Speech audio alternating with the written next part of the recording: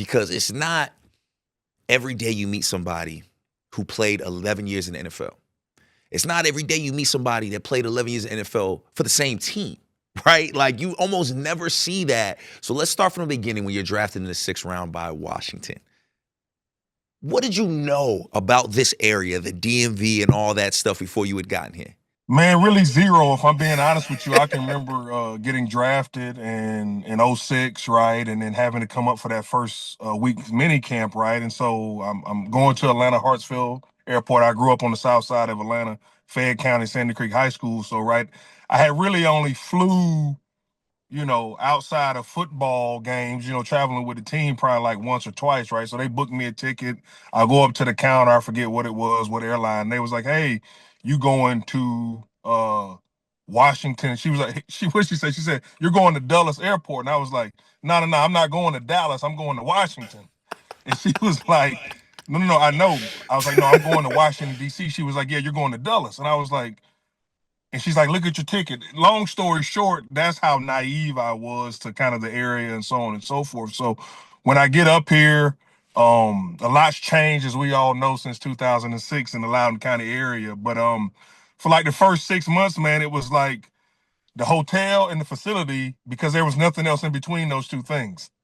That is crazy to think about because I got here about 3 years ago and I stayed at that hotel for a month.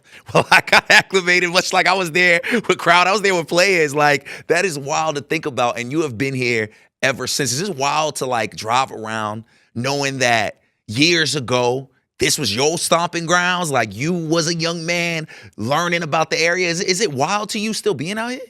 Man, it really is, just because, if you would have told me as a 19, 21 year old that I would live in Virginia for now going on about 20 years, I thought I would have stayed down south in Georgia, in that area. But obviously played here 11 years.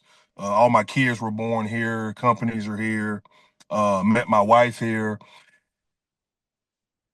Time just keeps it moving, you know what I mean? And so, but yeah, to your point, like I remember, right there at the facility in Ashburn where that road dead ended into a dirt road, right? So it didn't even connect to Highway 7, right? Not to get into too much like, logistics in Northern Virginia, but it's cool to see how this was kind of like a rural community kind of turned into what it is now with One Loudon and it's always been a transit area, but to see kind of the influx of tech and federal government and all that kind of stuff.